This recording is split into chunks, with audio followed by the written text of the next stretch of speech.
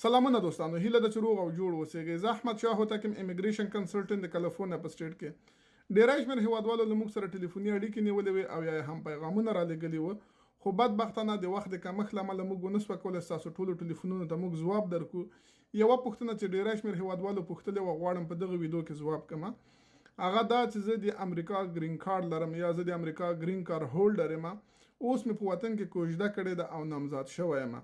آیا زه کولی شم چې خپله کوژدنه امریکا ته راوغواړم؟ ډېره ښکلې پوښتنه ده.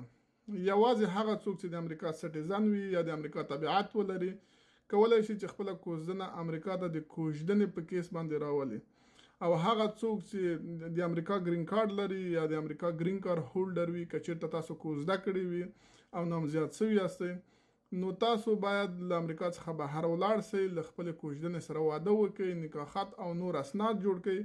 له هغه نه وروسته واپس بیرته امریکا ته راسئ او بیا د خپلې میرمنې لپاره د واده کیس واچوئ. که چېرته تاسو نورو معلوماتو ته ضرورت لرئ یا مرستې ته ضرورت لرئ، نو موږ کولی شو تاسو سره مرسته وکړو. تاسو کولی شئ په 510 750 1450 شمیره له موږ سره اړیکه ونیسئ.